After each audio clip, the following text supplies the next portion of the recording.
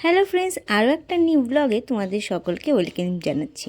বহুদিন ধরে কোনো ব্লগ ভিডিও দেওয়া হয় না, আর এই ভিডিওটা আমার ছেলের মুখে প্রসাদের। তো ভাবলাম চলো ব্লগ ভিডিওটা তোমাদের সঙ্গে শেয়ার করি, কিভাবে সেই দিনটা আমরা কাটালাম।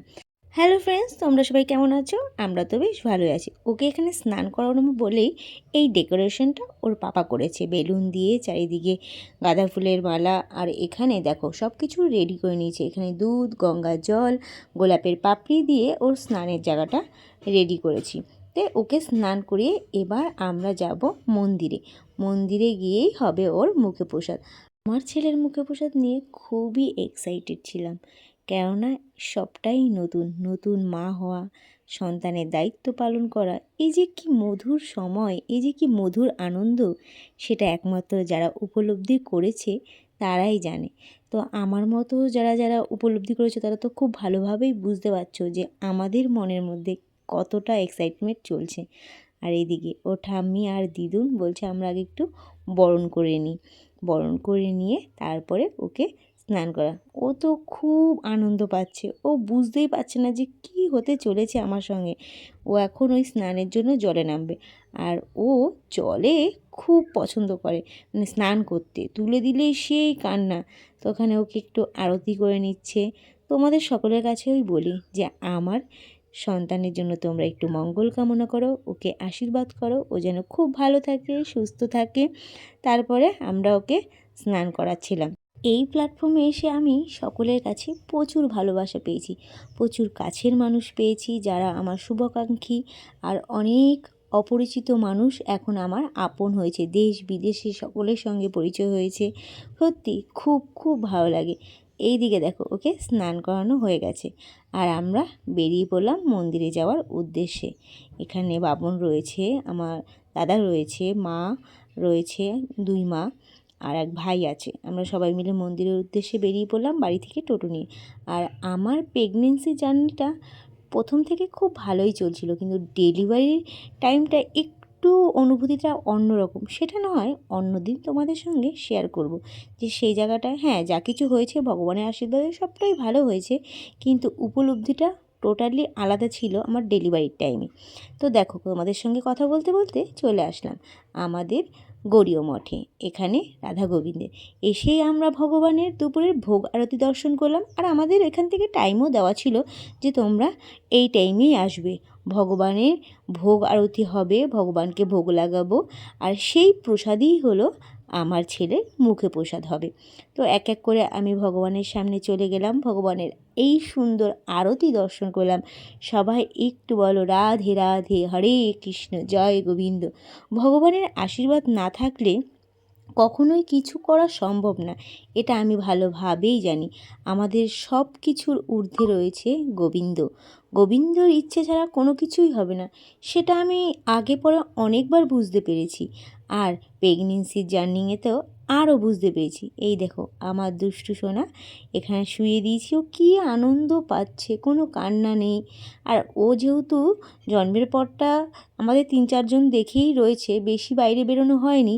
আমি ভাবতাম যে ও বাইরে বেরোলে খুব ভয় পাবে, কিন্তু না, সেটা একদমই হয়নি। ও বাইরে সকলের সঙ্গে মিশতে ঘুরতে খুব পছন্দ করে। এখানে নানা রিচুয়াল চলছে। প্রথমে ওকে ভগবানের তিলক সেবা করানো হলো, তারপরে ওকে চন্দন তিলক দিয়ে সাজিয়ে দেওয়া হলো, মুখে প্রসাদের যেই নিয়মগুলো থাকে। তারপরে আমরাও উপোস ছিলাম, আর ওর মামাও উপোস ছিল। প্রথমে আমাদের মন্ত্র পাঠ করা হলো, আমাদের শুদ্ধিকরণ হলো, ভগবানের প্রসাদী মালা পরানো হলো। ওর এতে কোনো ভয় নেই, কোনো কান্না নেই। এখানে এদিকে বাজনা বাজছে, গান চলছে, ভগবানের সেবা চলছে। বলছে না ভগবানের ঊর্ধ্বে কিছু নেই, সবটাই ভগবান করে দেয়। ও সব তাকিয়ে তাকিয়ে দেখছে। তারপরে আমাদের প্রভু আমাদের মন্ত্র পাঠ করালেন, যা রিচুয়াল থাকে। আমাদেরও তিলক সেবা করেন, অনেকের অনেক রকম নিয়ম। আর আমার খুব খুব ইচ্ছে ছিল যে গোবিন্দের প্রসাদ দিয়েই আমার ছেলের মুখ এঁঠো হোক। সত্যি কথা বলতে কি সেই ইচ্ছেটাও যে পূরণ হয়েছে, এতেও আমি খুব খুব খুশি। তারপরে ওর পাপা আর আমাকেও তিলক সেবা করালেন। একটা অতি বাস্তব কথা যেটা আমি একান্তভাবে খুব উপলব্ধি করি, একটা সন্তানের জন্ম মানে কিন্তু শুধু সন্তানের জন্ম না, তার সঙ্গে কিন্তু মা বাবারও নতুন করে জন্ম। আগে যেরকম সকলে আমাদের কি বলতো, নাম ধরেই ডাকতো। কিন্তু এখন বাবিনের মা, বাবিনের পাপা, এই এক নাম ধরে ডাকা। কী যে মধুর এ ডাক, কী যে ভালো লাগে সন্তানের নামে বাবা মার পরিচিতি লাভ করতে। তো আমি সমস্ত রিচুয়াল শুদ্ধিকরণ সব কিছু করে নিলাম। এবার প্রভুও মন্ত্র পাঠ করালেন। প্রভু প্রথমে প্রসাদ মুখে দিলেন, তারপরে ওর পাপাও খাওয়াবে।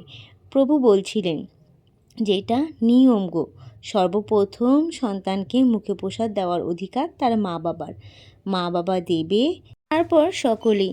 ও অনেকক্ষণ ধরে রয়েছে, আর ও যেহেতু ব্রেস্ট ফিডিং করে, ও বাড়ি থেকে সেই খেয়ে গেছে। মন্দিরে গিয়েও একবারও খাওয়ার জন্য জ্বালাতন করেনি। ও খুব আনন্দে রয়েছে। তারপর ওর মামু কোলে নিয়ে খাচ্ছে। মিষ্টি যে কি পছন্দ করে সে আর কি বলবো। মিষ্টি পুরো চপচপ করে খাচ্ছে। তারপরে প্রভুর কোলে বসে প্রসাদ নিয়েছিলেন। আর এখানে দেখো ওকে ধরতে দিয়েছে, যে এই রিচুয়ালটা থাকে।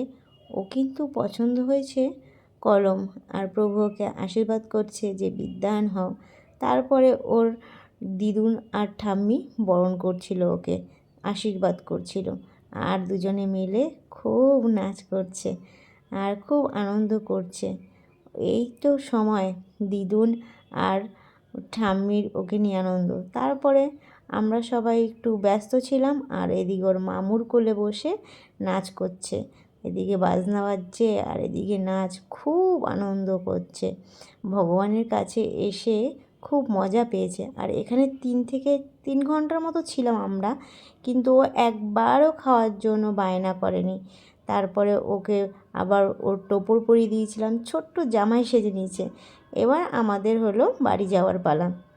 একা হাতে সমস্ত কিছু করে সবসময় সব পারফেক্ট ভিডিও ফটো তোলা যায় না, কোনো অনুষ্ঠান থাকলে তো বিশেষ করে। তারপর বাড়িতে এসে ওকে আবার সাজুগুজু করিয়ে ছবি তোলা হয়েছিল।